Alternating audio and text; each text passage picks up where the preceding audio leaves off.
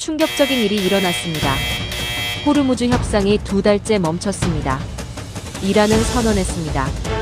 호르무즈는 절대 열지 않는다. 미국은 핵포기를 요구했고 트럼프는 협상장을 떠났습니다.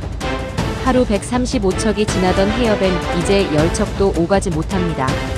전 세계 원유 20%가 단 하나의 바닷길에 묶여버린 겁니다. 국제 유가는 배럴당 108달러. 세계는 패닉에 빠졌습니다. 그리고 런던의 한 회의실에서 누군가 이렇게 말했습니다. 한국은 이번에 끝입니다. 원유 95%를 중동에 의존하는 나라. 모두가 한국의 붕괴를 확신했죠. 그런데 바로 그때 가장 위험한 홍해에서 한국 유조선 한 척이 조용히 움직이고 있었습니다. 미국도 이란도 못한 일을 왜 한국은 먼저 해냈을까요? 지금부터 그 이야기를 시작합니다. 구독과 좋아요를 눌러주시면 영상 제작에 정말 큰 힘이 됩니다. 그리고 한국이 최고라고 생각하신다면 댓글에 한국 최고 꼭 남겨주세요. 지금 어디서 듣고 계신지도 함께 적어주시면 감사하겠습니다. 지금도 그 회의실 공기가 생각납니다. 차갑고 건조했어요. 런던 사무소 23층, 4월의 아침 햇살이 유리창을 타고 들어오던 그 순간. 저는 그날 완벽하게 틀렸습니다. 제 이름은 에밀리 카터입니다. 나이는 34이고 런던 글로벌 에너지 그룹 전략본부에서 수석 리스크 애널리스트로 일하고 있죠. 쉽게 말하면 어떤 나라가, 어떤 기업이, 어떤 상황에서 무너질지를 예측하는 사람입니다. 저는 숫자를 믿어요. 감정이 아니라 데이터를. 10년 넘게 그렇게 일해왔고 한 번도 크게 틀린 적이 없었습니다. 적어도 그날까지는요. 2026년 4월 호르무즈 해협이 봉쇄됐습니다. 이란이 선언했어요. 절대 열지 않겠다고요.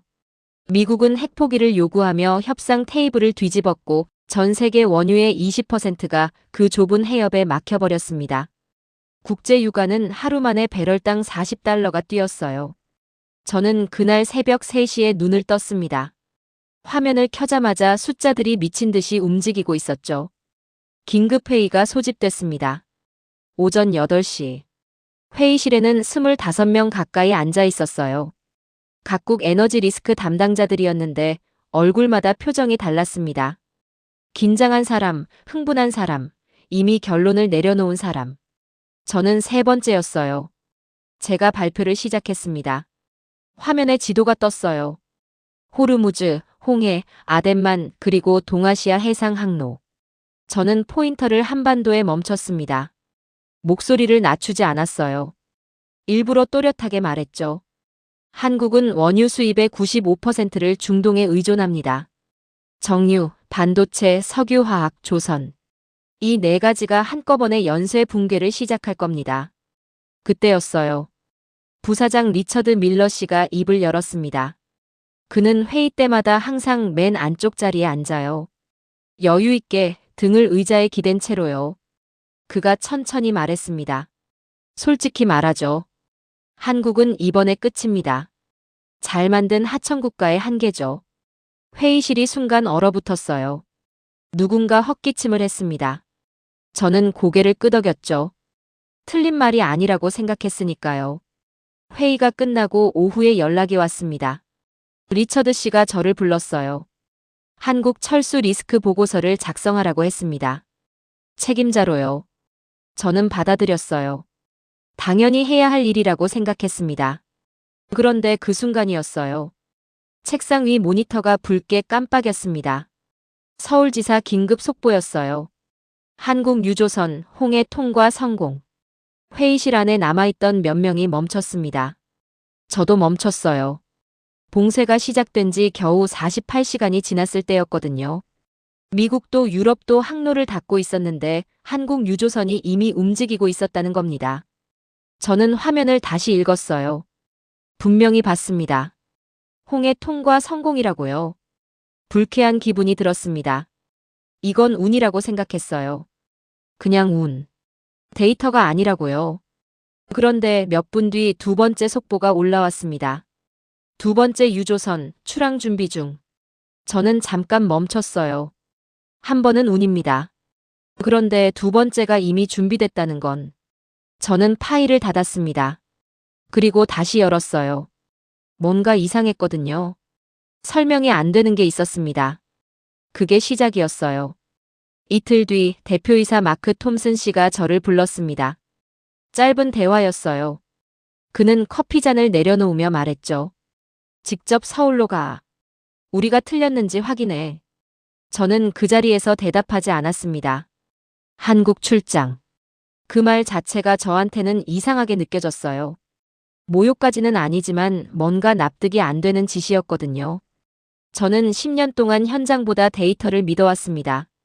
현장은 감정이 섞이니까요. 데이터는 거짓말을 안 하지만 현장은 사람이 해석하고 사람이 틀리니까요. 그런데 대표가 직접 가라고 했어요. 뭔가 흔들린 거라고 생각했습니다. 비행기는 12시간 걸렸어요. 인천국제공항에 내리는 순간. 솔직히 말하면 저는 뭔가를 기다렸습니다. 혼란. 줄 선 사람들의 불안. 멈춰선 컨베이어. 기름 파동의 냄새 같은 것들이요. 그런데 없었어요. 그냥 공항이었습니다. 너무 조용하고 너무 깔끔했어요. 사람들이 바쁘게 움직이는데 그 움직임에 공항이 없었습니다.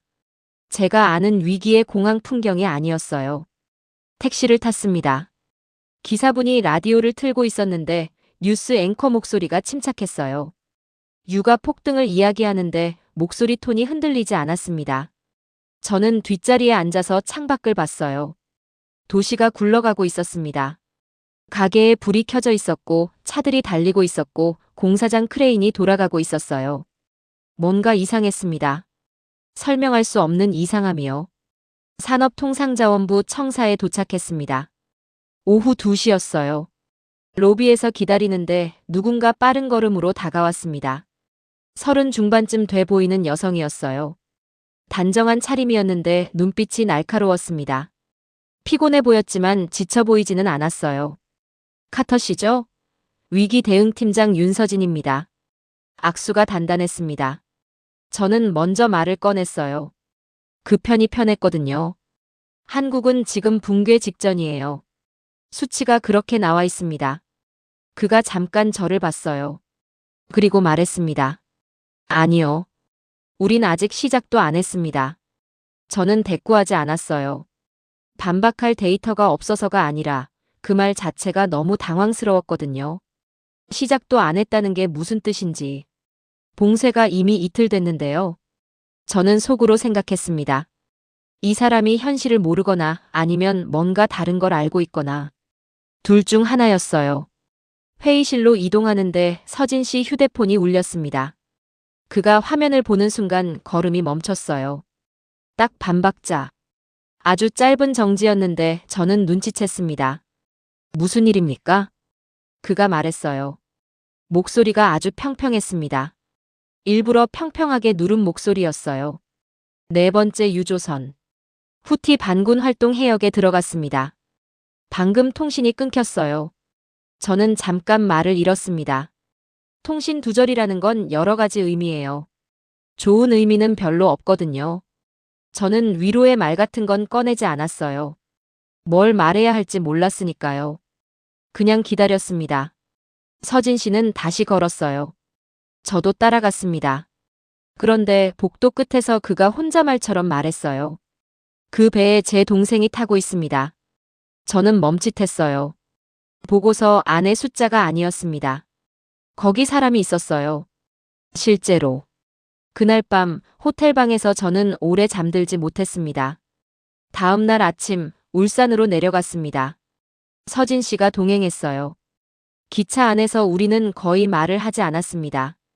저는 자료를 받고 그는 화면을 봤어요. 각자 다른 걸 보고 있었죠. 울산 석유화학 단지에 들어서는 순간 냄새가 먼저였습니다. 특유의 화학 냄새요. 그리고 굴뚝에서 피어오르는 흰 연기. 저는 그 연기를 보고 잠깐 멈췄어요. 올라가고 있었거든요. 멈추지 않고요. 이해가 안 됐습니다. 나프타 가격이 사흘 만에 40% 올랐어요. 중동에서 오는 원료 선박들이 줄줄이 항로를 바꾸고 있었습니다. 원료 공급이 막히면 공장은 멈춰야 해요. 그게 정상이에요. 그런데 연기는 올라가고 있었습니다. 현장 책임자 박상호 씨를 만났습니다. 61라고 했는데 실제로 보면 더 나이 든 것 같았어요. 얼굴에 세월이 많이 박혀 있었습니다. 작업복이 새 것이 아니었어요. 오래 쓴 사람의 작업복이었습니다.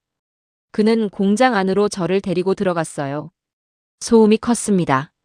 목소리를 높여야 했어요. 공장이 왜 안 멈췄죠? 그가 저를 잠깐 봤어요. 당연한 걸 묻는다는 표정이었습니다. 비축이요. 여기는 30일치 원료를 항상 쌓아놓습니다. 그리고 공급선을 3개 이상 유지해요. 중동이 막히면 동남아, 동남아가 막히면 서아프리카. 지금은 두 루트 동시에 돌리고 있어요. 저는 메모를 했습니다. 그러면서 물었어요. 임시방편 아닙니까? 그가 저를 다시 봤어요. 이번엔 조금 다른 표정이었습니다. 설명해야 하는 게 귀찮은 사람의 표정이랄까요? 그런데 설명을 안 하면 안 되니까 입을 여는 사람의 표정이요. 카터 씨. 임시방편은 위기가 올 때 만드는 겁니다. 이건 위기가 오기 전에 만들어 놓은 거예요. 저는 펜을 멈췄습니다. 전부터 이렇게 운영했다는 겁니까? 20년 됐어요. 저는 그 말을 다시 속으로 읽었습니다. 20년. 한국이 20년 전부터 이 위기를 준비했다는 게 아니라 20년 동안 위기를 전제로 공장을 설계하고 운영해왔다는 뜻이었어요. 그건 다른 이야기였습니다. 전혀 다른. 박상호 씨가 걸으면서 덧붙였어요. 저한테 말하는 건지 혼자 말하는 건지 경계가 없는 목소리였습니다. 우린 위기 때 회의 안 합니다. 그냥 돌립니다. 그 말이 머릿속에 박혔어요. 저는 이 나라 사람들이 위기가 오면 대책회의를 열고 보고서를 쓰고 승인을 받아 움직인다고 생각했습니다. 그게 보통이니까요. 그런데 여기는 달랐어요. 회의할 필요가 없었습니다. 이미 절차가 있었거든요. 공장 깊숙이 들어가니 실시간 운영 화면이 보였습니다. 원료 재고량, 공급 루트별 상태, 각 생산 라인 가동률, 수급 예측 지표. 모든 게 한 화면에 있었어요. 그리고 사람들이 그걸 보면서 실시간으로 조정하고 있었습니다. 분주했지만 혼란스럽지는 않았어요. 숙달된 손놀림이었습니다. 저는 박상호 씨한테 물었어요. 왜 이렇게까지 하는 겁니까? 그가 잠깐 공장 전체를 둘러봤습니다. 그리고 말했어요. 공장 멈추면 나라가 멈춥니다. 짧은 말이었어요. 설명이 없었습니다. 설명이 필요 없는 사람의 말이었죠. 저는 그 말을 받아 적으면서 이상하게 가슴이 조여드는 걸 느꼈어요. 뭔가 제 분석에서 빠진 게 있다는 느낌이요. 숫자에 없는 것이요. 서울로 돌아오는 기차 안에서 저는 처음으로 메모장 앞에서 멈췄습니다. 한국은 운이 좋은 나라인가? 아니면 준비된 나라인가? 두 가지는 완전히 다른 이야기였어요. 저는 오랫동안 결론을 쓰지 못했습니다. 사흘째 되던 날, 서진 씨가 울산 조선소를 안내했습니다. 현대 조선소의 규모를 저는 사진으로 봤었는데 직접 보면 달라요. 거대했습니다. 도크 안에 배가 서 있는데 그 배 옆에 서 있으면 내가 너무 작아서 이상해지는 기분이 드는 규모였어요. 안내를 따라 이동하다가 어떤 벽면 앞에서 멈췄습니다. 기록관이었어요. 벽에 패널이 길게 이어져 있었는데 협력 프로젝트 역사였습니다. 국가별로 나뉘어 있었고 사진과 이름이 함께 있었어요. 저는 지나치려다가 멈췄습니다. 영문 이름이 보였거든요. 제임스 카터. 저는 그 앞에서 한동안 움직이지 못했어요. 제 아버지 이름입니다. 흔한 이름이긴 해요. 하지만 그 아래에 작게 적힌 설명이 있었습니다. 2978년 사우디아라비아 플랜트 건설 협력 프로젝트 참여. 기술 지원 및 현장 협력 공로. 저는 숫자를 다시 읽었습니다. 2978년. 아버지가 20살 중반이었을 때예요. 아버지는 젊은 시절 플랜트 엔지니어였습니다. 그건 알았어요. 그런데 사우디에서 한국과 함께 일했다는 건 몰랐어요. 아니, 몰랐던 게 아니라 한 번도 그런 이야기를 들어본 적이 없었습니다. 아버지는 제가 어릴 때부터 한국을 불편해했어요. 직접적으로 나쁘게 말한 건 아닌데 한국 이야기가 나오면 입을 닫았습니다. 한국 때문에 인생이 복잡해졌다는 말을 몇 번 들은 적이 있어요. 사업이 잘 안 됐던 것도, 어떤 시기에 힘들었던 것도 한국이 얽힌 거래 때문이라고 했었습니다. 그런데 여기에 아버지 이름이 있었어요. 영웅처럼. 서진 씨가 제 옆에 왔습니다. 저는 말을 꺼내지 못했어요. 그가 먼저 봤는지 잠깐 있다가 조용히 말했습니다. 그분 여기선 감사받는 사람입니다. 저는 아무 말도 안 했어요. 할 수가 없었습니다. 감사받는다는 말이 이상하게 울렸어요. 제가 알던 아버지와 여기 패널에 있는 제임스 카터가 같은 사람인지 확신이 안 됐으니까요. 그날 밤 호텔 방으로 돌아와서 오래 앉아 있었습니다. 사진 한 장을 찾았어요. 아버지가 젊었을 때 작업복 입은 사진이 있었는데 그것도 사우디 현장이라고 했습니다. 배경을 봤어요. 모래, 크레인, 그리고 사람들. 한국 사람들로 보이는 얼굴들이 있었습니다.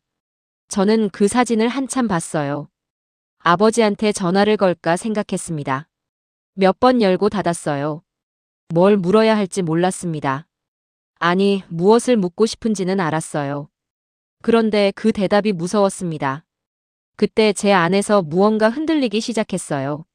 지금까지 제가 가지고 있던 것들, 즉 한국에 대한 시각, 아버지에 대한 기억, 그리고 리스크 보고서 안의 결론들이 모두 조금씩 어긋나는 느낌이요. 벽에 균열이 생기는 느낌이랄까요? 저는 메모장을 꺼냈습니다. 그리고 이렇게 썼어요. 아버지가 여기 있었다. 그 한 줄이 전부였습니다. 다음 날 오전, 저는 결국 전화를 걸었습니다. 오전 11시였는데 런던은 새벽 2시였어요. 미안하다는 생각이 들었지만 그냥 눌렀습니다. 아버지가 받았어요. 2번 울리고 받았습니다. 잠을 못 자고 있었던 것 같았어요. 목소리가 잠겨 있었습니다. 에밀리, 무슨 일이야? 저는 바로 말했습니다. 돌려 말하면 못할 것 같았어요. 아버지, 지금 한국 울산에 있어요. 현대조선소 기록관에서 아버지 이름을 봤습니다. 2978년 사우디 협력 프로젝트. 전화기 저편이 조용해졌어요. 짧은 침묵이었는데 무거웠습니다. 그건 흔한 이름이잖아. 제임스 카터, 플랜트 엔지니어, 미국 텍사스. 다른 사람이에요? 또 침묵이었습니다. 이번엔 더 길었어요. 저는 기다렸습니다. 재촉하지 않았어요. 아버지가 숨 쉬는 소리가 들렸습니다. 그리고 저는 어제 찾아놓은 사진 파일을 열었어요. 사진을 좀 더 들여다봤습니다. 배경에 있는 크레인 번호와 구조물이 이 기록관 사진들과 비슷했어요. 그리고 작업복에 반쯤 가린 명찰이 보였습니다. 이니셜 2글자. JC. 아버지. 알았어. 목소리가 달라졌습니다. 낮아졌어요. 저는 그 변화를 들었습니다. 맞아. 나 거기 있었어. 저는 숨을 들이쉬었어요. 멈추지 않고 물었습니다. 왜 한 번도 말 안 했어요? 한참이었습니다. 아버지 쪽에서 소리가 났어요. 뭔가 내려놓는 소리. 잔이나 컵 같은 거요. 인정하기 싫었던 거다. 저는 그 말 뜻을 바로 이해하지 못했어요. 뭘 인정하기 싫었다는 건지. 아버지가 이어서 말했습니다. 천천히요. 문장이 짧았고 끊겼다가 이어졌어요. 그때 현장에서 사고가 났어. 폭염 속에서였는데 나도 쓰러졌거든. 탈수 때문에. 그걸 한국 기술자들이 끌어냈어. 3명이서. 혼자였으면 죽었을 거야. 저는 아무 말도 하지 않았습니다. 귀국하고 나서 사업이 안 됐어. 20년 동안 길을 쓰고 다시 세우려 했는데 안 됐어. 그러다 보니까 그게 너무 부끄러웠던 거야. 목숨 빚을 진 사람들한테 내가 이렇게 됐다는 게. 그래서 그냥 묻어버렸어. 한국 이야기 자체를. 저는 눈을 감았어요. 그 사람들은 버텼다. 나는 도망쳤다. 잠깐 있다가 아버지가 마지막으로 말했습니다. 내가 빚진 건 돈이 아니라 사람이었다. 저는 전화를 끊고 나서 오래 앉아 있었습니다. 분노할 줄 알았어요. 왜 평생 숨겼냐고 따질 줄 알았는데 막상 이상하게 화가 나지 않았습니다. 슬프기도 했고 이해가 됐어요. 부끄러움 때문에 진실을 묻어버리는 사람. 저는 그 심리를 알았거든요. 저도 틀린 분석을 인정하는 게 얼마나 어려운지 알고 있으니까요. 그리고 한 가지가 분명해졌어요. 제 아버지의 아버지에 대한 기억과 한국에 대한 기억이 한꺼번에 뒤집혔습니다. 저는 리스크 보고서를 다시 열었어요. 그리고 닫았습니다. 다시 써야 했거든요. 어디서부터인지는 아직 몰랐지만요. 닷새째였습니다. 세 번째 유조선이 출항하는 날이었어요. 서진 씨가 저를 상황실로 데려갔습니다. 산업부 건물 지하에 있는 곳이었는데 저는 들어서는 순간 조금 놀랐어요. 큰 화면이 여러 개였고 각 화면에 항로가 실시간으로 뜨고 있었습니다. 해수부, 선사, 정유사, 조선업계 담당자들이 한 공간에 앉아 있었어요. 각자 화면을 보면서 말을 주고받는데 회의 같지 않았습니다. 그냥 일이 돌아가고 있었어요. 저는 서진 씨한테 물었습니다. 이게 항상 이렇게 돌아가는 겁니까? 위기 때는요. 1년에 두세 번 이 수준으로 가동됩니다. 저는 다시 화면을 봤어요. 세 번째 유조선의 위치가 점으로 표시되고 있었습니다. 이동 중이었어요. 저 배 항로 옆에 있는 표시가 뭐예요? 위험구역 실시간 업데이트입니다. 6시간마다 갱신돼요. 후티 반군 활동 정보, 해안경비대 신호, 기상 데이터가 동시에 반영되고 있어요. 저는 잠깐 멈췄습니다. 이 정보 어디서 받는 거예요? 5곳입니다. 국방부, 해수부, 민간해상보험사, 동맹국 해군 채널, 그리고 선사 자체 네트워크. 5곳이요. 동시에요. 저는 영국에서 이런 시스템을 본 적이 없었어요. 유럽에서도요. 이건 평상시에 만들 수 있는 게 아니었습니다. 수년에 걸쳐 각 기관이 서로 연결되는 방식을 설계하고 신뢰를 쌓고 실제로 돌려보면서 다듬은 거예요. 저는 그걸 보고 있었습니다. 서진 씨가 조용히 말했어요. 저한테 하는 말인지 스스로 하는 말인지 경계가 없었습니다. 우린 늘 없는 상태에서 버텨왔습니다. 자원이 없으니까 사람을 자원으로 키웠어요. 연결이 없으니까 연결을 만들었고요. 저는 그 말을 받아 적었습니다. 그러다 멈췄어요. 없는 상태에서 버텨온 나라. 저는 그 말이 뭘 의미하는지 이제는 좀 알 것 같았습니다. 전쟁 이후 남은 것이 없었던 나라. 20년 만에 다시 일어선 나라. 97년에 무너질 뻔했다가 다시 선 나라. 이 나라는 위기를 한 번 경험한 게 아니었어요. 반복적으로 경험했고 그때마다 다음번 위기를 위해 뭔가를 만들어 놓은 나라였습니다. 저는 오래 있다가 말했어요. 의식하지 않고 말이 나왔습니다. 내가 틀렸네요. 서진 씨가 저를 봤어요. 아무 말도 하지 않았습니다. 고개를 끄덕이지도 않았어요. 그냥 봤습니다. 그게 충분했어요. 화면 안에서 세 번째 유조선이 계속 이동하고 있었습니다. 멈추지 않고요. 엿새째. 리처드 씨에게서 연락이 왔습니다. 보고서 언제 나와? 저는 잠깐 생각했어요. 그리고 말했습니다. 좀 더 필요합니다. 전화 저편이 불쾌해졌어요. 그가 말했습니다. 무슨 시간이 더 필요해? 한국은 끝난다고 이미 결론 났잖아. 그냥 써. 저는 대답하지 않았어요. 그리고 전화를 끊었습니다. 처음 있는 일이었어요.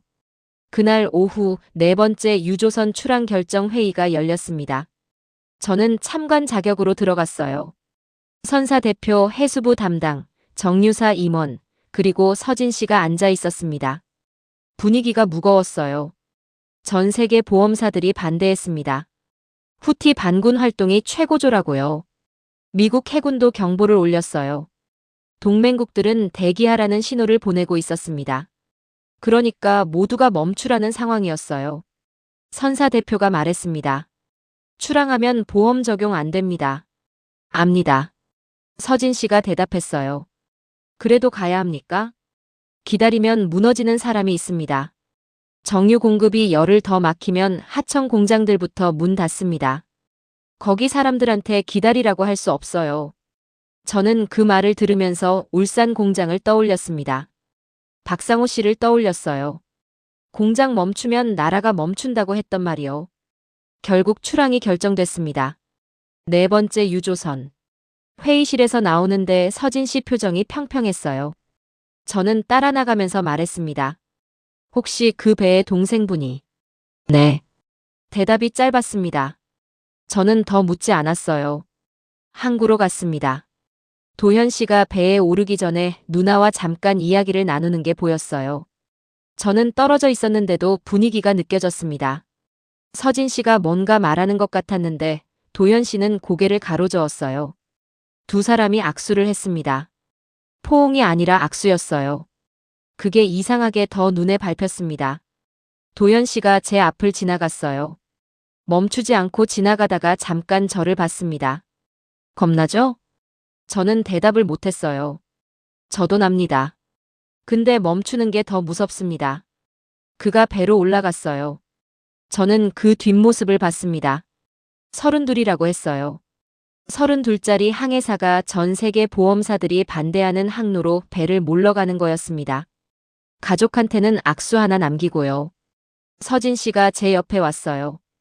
배가 천천히 움직이기 시작했습니다. 우리는 그걸 봤어요. 아무 말도 하지 않았습니다. 그 배가 수평선 너머로 사라질 때까지 서진 씨는 자리를 떠나지 않았어요. 저도요. 우리는 서로 다른 것을 보고 있었을 겁니다. 하지만 같은 자리에 서 있었어요. 나흘 뒤 연락이 왔습니다. 네 번째 유조선 통과 완료. 귀향 중. 저는 그 문자를 받고 잠깐 눈을 감았어요. 릴리프라는 단어가 영어로 먼저 떠올랐다가 그냥 안도라는 말이 맞는 것 같았습니다. 그날 오후 도현 씨가 항구에 내렸습니다. 서진 씨가 거기 있었어요. 저도 따라갔습니다. 오빠, 아니 동생이 내리는 걸 보는 누나가 어떤 얼굴인지 저는 제대로 보지 않았어요. 보면 안 될 것 같았습니다. 고개를 다른 데로 돌렸어요. 그런데 조금 있다가 서진 씨 어깨가 흔들리는 게 보였습니다. 조용했어요. 소리가 없었는데 흔들렸습니다. 저는 그걸 봤어요. 그게 다였습니다. 그 사람이 열흘 동안 얼마나 단단하게 버텼는지가 그 흔들림 하나에 다 들어 있었어요. 런던으로 돌아오는 비행기 안에서 저는 보고서를 다시 썼습니다. 처음부터요. 13시간 동안 썼어요. 자지 않았습니다. 원래 제목은 한국 에너지 붕괴 시나리오 분석이었어요. 새 제목을 붙였습니다. 한국은 위기에서 가장 강한 나라다. 리처드 씨한테 제출했어요. 그가 읽는데 시간이 좀 걸렸습니다. 그리고 저를 불렀죠. 저는 그의 사무실로 들어갔어요.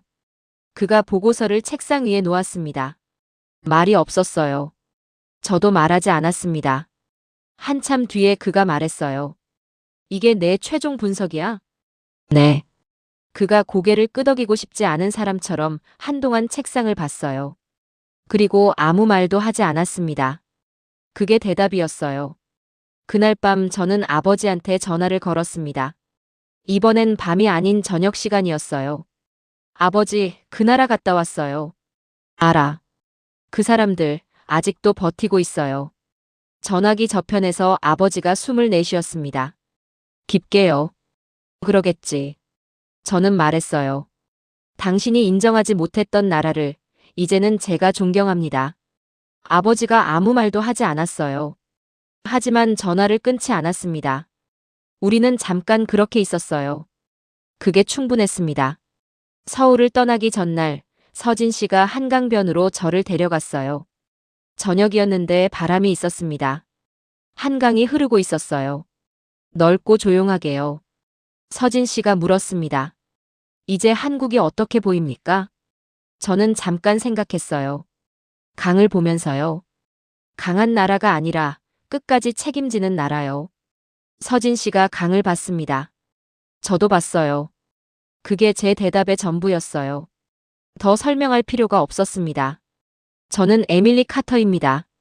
저는 한국을 무너진다고 분석했습니다. 틀렸어요. 완전히요. 한국이 강해서가 아니었어요. 위기 앞에서 기다리지 않고 책임 앞에서 도망치지 않고 사람 앞에서 멈추지 않았기 때문입니다. 그게 이 나라의 진짜 힘이었어요. 여러분은 한국의 어떤 모습에서 이런 힘을 느끼셨나요? 댓글로 이야기해 주세요. 좋아요와 구독 기다리겠습니다.